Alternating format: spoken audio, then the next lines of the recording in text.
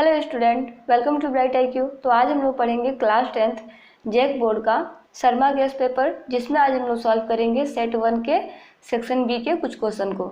जिसमें क्वेश्चन 8 है, बिंदुओं 5, -6 और बिंदुओं -1, -4 को जोड़ने वाले रेखाखंड को y अक्ष किस अनुपात में विभाजित करता है। तो हम लोगों को अनुपात बताना है, अनुपात इसमें दिया हुआ नहीं है।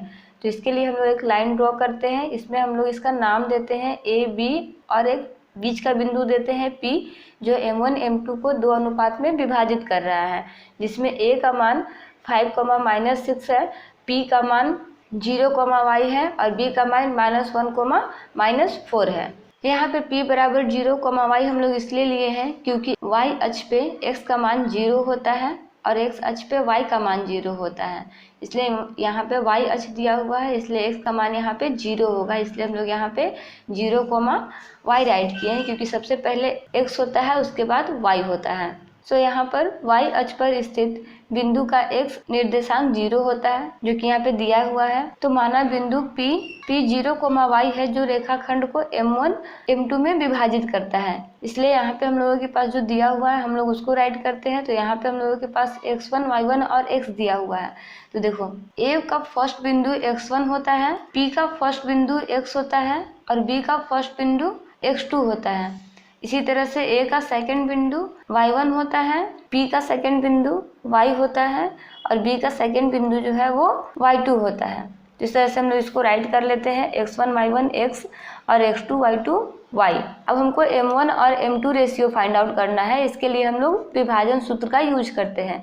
तो विभाजन सूत्र होता है x बराबर M1 x2 plus M2 x1 बटा M1 प्लस M2। इस फॉर्मूला पे बैठा करके हम लोग x1 y1 का मान रख के सॉल्व करते हैं। तो यहाँ पे हो जाएगा M1 -1 प्लस M2 5, क्योंकि यहाँ पे x2 का मान -1 दिया हुआ है और x1 का मान 5 दिया हुआ है, इसलिए यहाँ पे M1 -1 प्लस M2 5 दिया हुआ है। नेक्स्ट स्टेप में हम लोग इसको अरेंज करके लिख देते हैं और उसके बाद हम लोग इसको M1 प्लस M2 यहाँ पे डिवाइड के फॉर्म में दिया हुआ है, ये इक्वल टू के अदर साइड में जाएगा तो ये मल्टीप्लाई में हो जाएगा, और 0 से जब M1 प्लस M2 मल्टीप्लाई होगा तो ये 0 हो जाएगा। इसलिए हम लोगों के पास क्या बचेगा, 0 बराबर -1 M1 प्लस 5 M2।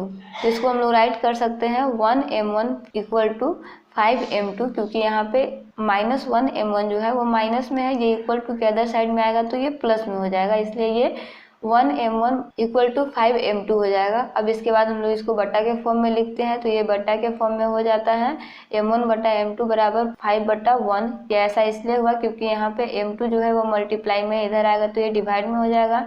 यहाँ पे भी 1 मल्टीप्लाई में है, ये इधर आएगा तो ये डिवाइड में हो जाएगा। अतः इसको हम लोग अनुपात में लिख सकते हैं M1 अनुपात M2 बराबर 5 अनुपात 1। तो इस तरह से हम लोग विभाजन सूत्र के अनुसार M1 अनुपात M2 का मान ज्ञात करते हैं। नेक्स्ट क्वेश्चन देखते हैं। नेक्स्ट क्वेश्चन है, उस त्रिभुज ABC का क्षेत्रफल ज्ञात कीजिए जिसके शीर्ष A 5,2, B 4,7 और C 7,-4 है। तो इसके लिए हम लोग एक त्रिभुज की संरचना करते हैं जिसका नाम हम लोग ABC देते हैं, और जो भी पॉइंट ABC का है उसको हम लोग लिख लेते हैं। A बिंदु का जो मान है उसको हम लोग x1 y1 राइट करते हैं, B बिंदु के मान को x2 y2 राइट करते हैं और C बिंदु के मान को x3 y3 राइट करते हैं। इसके बाद हम लोग त्रिभुज के सूत्र के अनुसार इसको सॉल्व करते हैं। तो त्रिभुज के क्षेत्रफल का सूत्र होता है 1/2 into x1 into y2 minus y3 plus x2 into y3 minus y1 plus x3 into y1 minus y2। देखो, आप इसको याद ऐसे भी कर सकते हो कि जब हम लोग x1 को राइट किए हैं, जब हम लोग का x1 बाहर रहेगा तो ब्रैकेट में y2 y3 होगा, जब x2 होगा तो ब्रैकेट में y3 y1 होगा, और जब x3 होगा तो ब्रैकेट में y1 y2 होगा। जो भी हम लोग के पास मान दिया हुआ है उसको हम लोग फॉर्मूला पे बैठाते हैं। तो इसके लिए 1/2, x1 का वैल्यू 5 है, 5 हो गया, y2 का वैल्यू 7 है, 7 हो गया, y3 का वैल्यू -4 है। तो -4 फॉर्मूला का और -4 क्वेश्चन का दोनों मिला के माइनस और माइनस मल्टीप्लाई होकर के ये हो गया प्लस। इसलिए यहाँ पे 7 + 4 हो जाएगा, प्लस 4 इंटू यहाँ पे x2 का मान 4 दिया हुआ है, इसलिए 4 इंटू -4 -2, क्योंकि y3 का मान -4 है और y1 का मान 2 है, इसलिए -4 -2 हो जाएगा, प्लस 7 इंटू 2 - 7, क्योंकि y1 बराबर 2 है और y2 बराबर 7 है, इसलिए 2 - 7 हो जाएगा।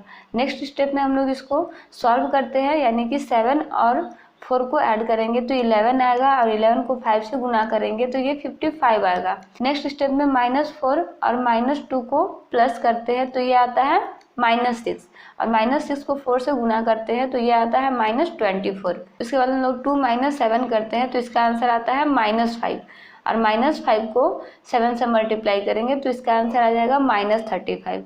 नेक्स्ट स्टेप में हम लोग इसको ऐड करते हैं, यानी कि 55 - 59 करेंगे, क्योंकि यहाँ पे माइनस माइनस ऐड होके प्लस हो जाएगा, लेकिन साइन हमेशा बड़ा नंबर का होता है, इसलिए यहाँ पे 55 - 59 हो जाएगा। नेक्स्ट स्टेप में हम लोग इसको सब्ट्रैक्ट करते हैं तो इसका आंसर आता है -4, और 2 के पहाड़ा में -4 जो है वो -2 टाइम्स में आता है, इसलिए इसका आंसर जो होगा वो -2 हो जाएगा।